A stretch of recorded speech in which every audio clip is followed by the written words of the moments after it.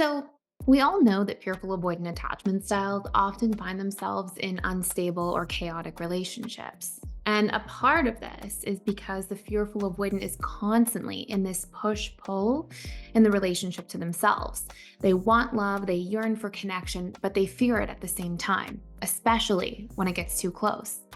But there's actually a deeper reason why fearful avoidant attachment styles often end up in these unstable relationships that doesn't just have to do with their own inner world and their unhealed wounds. In fact, a big part of it actually has to do with who they pick and why we choose them. So, in today's video, I am going to take you through the fearful avoidant attachment style. In other words, that hot and cold partner in relationships. And if you are a fearful avoidant, we're going to explore why you may be choosing the wrong partner at times and what you can do to break this cycle.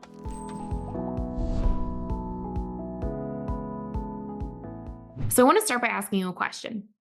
Have you ever found yourself going from relationship to relationship and often choosing people that, once you get out of the honeymoon stage, seem to pour salt on your biggest wounds? And do you ever find, like, when you get really close to somebody and the attachment or the feelings get real, that it's almost like at the same time your biggest triggers are pushed? Well, there may be a really important reason for this. And in order to properly share this reason with you, you first have to understand a couple of things. Number one, our conscious mind is responsible for roughly 3 to 5% of our beliefs, our thoughts, our emotions, our actions. And our subconscious mind is responsible for roughly 95 to 97%. And our conscious mind cannot outwill or overpower our subconscious mind. In other words, you can go through the experience of trying to tell yourself you're going to do something like quit a bad habit or stop getting angry or quit eating chocolate or exercise more, whatever it might be. But unless your subconscious mind is on board, you're actually going to feel like there's a lot of resistance in regards to what you're doing. One very clear and obvious example of this is when we procrastinate. We say, I'm going to get the paper done, or I'm going to finish the project for work. And then we find ourselves, I don't know, maybe watching TV or distracting ourselves with social media. And this is a very clear difference between the conscious and subconscious mind. So, what does this have to do with your relationships? Well, your subconscious mind wants to maintain its comfort zone. In other words, it's programmed, it's habitual, it chooses situations or people that mirror back to it as what is most familiar within itself. Now, because you're a fearful avoidant attachment style, I already know that if you're listening to this, you probably came from a lot of chaos. It could have been a history of previous chaotic relationships. It could have been an experience where you went through a lot of chaos growing up, or with family members or influential people in your life. But you probably got comfortable in the chaos. In fact, you probably spend a tremendous amount of your time in sympathetic nervous system, which is really responsible for our fight response, flight response, freeze response, and even fawn response. So you're probably used to your nervous system being upregulated, being in this space of like trying to cope all the time. And so what ends up happening is because that's what's most familiar, even though your conscious mind may be able to look at this situation and say, I'm choosing not so great partners, or your conscious mind may even meet people and say, there's a lot of red flags here. I don't think this is the perfect partner for me. Well, your conscious mind can understand all of that, but it doesn't matter because your subconscious mind will very easily continuously choose what's most comfortable and familiar. In other words, your subconscious mind is just trying to survive. It equates familiarity with safety and thus survival. And so you can meet somebody and see all these red flags and know that this isn't the right person and start picking up on signs that this person isn't going to show up in healthy ways. But if they dysregulate your nervous system, if they make you feel uncomfortable, you may confuse that nervousness, that discomfort with excitement for a relationship. In fact, you may confuse your attachment style being activated and those wounds and fears coming up with thinking that that might be love. And to take it a step further, you might even confuse that when you do meet a healthy, stable person, it's boring or not a good fit. But a lot of the times, it's actually about your subconscious comfort zone and your mind wanting to continuously choose people who will salt your wounds, who will make you experience chaos because that's what you know. And that's thus what the subconscious mind attempts to recreate. So, what do you do about this? How do we change this dynamic? Well, I'm going to go through two major things that you can start by doing. The first is I want you to take a look at what it's like to live in constant fight, flight, freeze, or fawn. And I say constant as if it's like totally constant. It's not, that's a very simplified generalization. It's not like you're constantly there 24 hours a day, but you're probably spending much more time there than is actually healthy. And when we look at what it's like to live in that space, we have to ask ourselves, well, what happens when we make decisions from fight? You may find you over defend yourself, and maybe you're sharp or harsh with your words and regret it later. Flight, you may find yourself fleeing situation after situation or pushing people away really strongly because of that flight response and trying to escape, only to feel like, wait, I don't know if that's what I actually meant to do when you're regulated. You may even find that show up in terms of quitting jobs out of the blue or all of a sudden, or ending friendships very abruptly. Then we have freeze. And whenever I think of freeze, I imagine avoidance. I imagine individuals who just avoid things that they don't want to look at. It could be your bills in the drawer. It could be, the text that you have to send or that conversation you have to have. And when you're in a state of freeze, almost like everything just shuts down.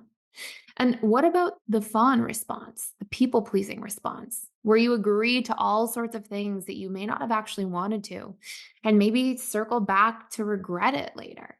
You see, making decisions from fight, flight, freeze, or fawn all the time, and if that's a normal theme in your life, is going to lead to a difficult life. It's going to lead to a more chaotic time.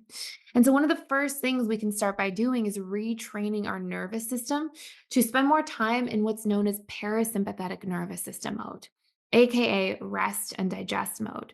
Now, I'm going to give you a simple strategy to start this now, and then we'll move into a second really important focus area. But I do want to let you know, if you want to do a deep dive, you can check out a course fully free for a limited time on this. And it's all about nervous system regulation work. It's about 45 minutes long, super simple and digestible. And it gives you different healthy habits. A, to understand your nervous system very clearly, but also B, to re regulate yourself. So then, when you're in this parasympathetic nervous system mode, which is your rest and digest mode, it's a space of clarity, calm, peace, fulfillment, feelings of joy, feelings of being able to be more present in your life. From that space where you're more likely to experience those things I just mentioned, your life is going to feel a lot easier and a lot less chaotic. And relationships are going to feel a lot easier and a lot less chaotic. But, anyways, one really simple tool that you can start doing is retraining yourself to see and feel and experience what it's like to be in parasympathetic mode. And that can mean a morning routine or a routine right before bed, particularly in the first hour that you wake up or last hour before you go to bed, because you're producing more alpha and theta brainwaves during that time, which means you're more suggestible. In other words, these new habits you're installing are more likely to permeate into your subconscious mind.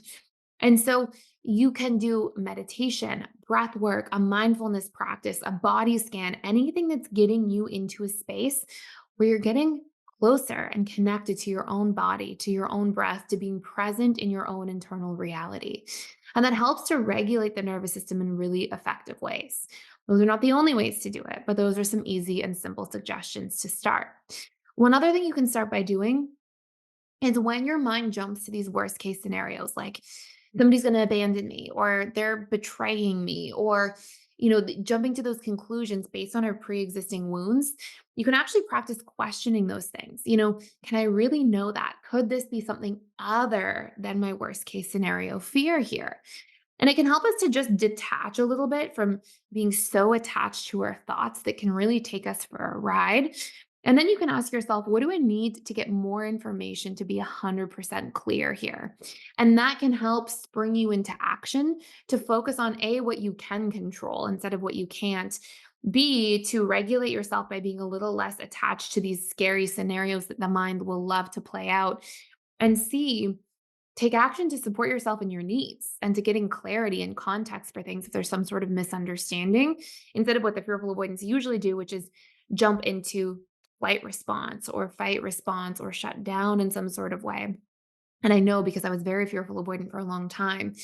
So, these are two simple strategies that you can begin with. I just wanted to jump in and share something exciting.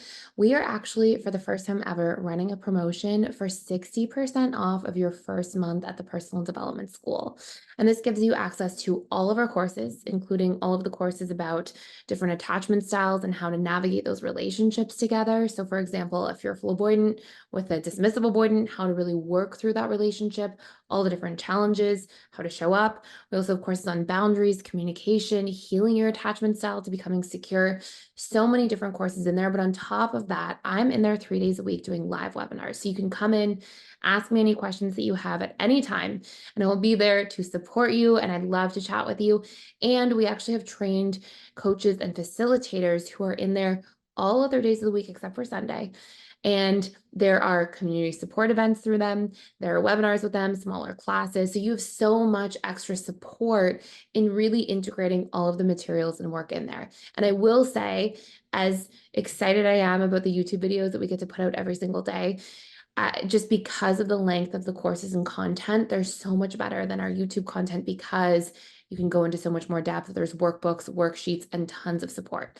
So if you want to check it out and actually get 60% off of your first month for only $39 at the Personal Development School, I will put a link to access that down below. I hope this gives you a little bit of context into why you may pick those unstable relationships. And by retraining your mind and nervous system to get more comfortable in a space of feeling safe, it will shift your subconscious comfort zone and you will actually get accustomed to feeling more regulated. And believe it or not, you're more likely to choose people as a result of that who are also going to play a role in regulating you rather than dysregulating you, because this will be your new ingrained subconscious comfort zone of what's familiar. And remember, that subconscious comfort zone is what we choose from. So I hope you enjoyed this video. I hope this was helpful for you today. Thank you so much for watching, for stopping by. If you did enjoy this, please like, share, and subscribe. And I look forward to seeing you in the next video.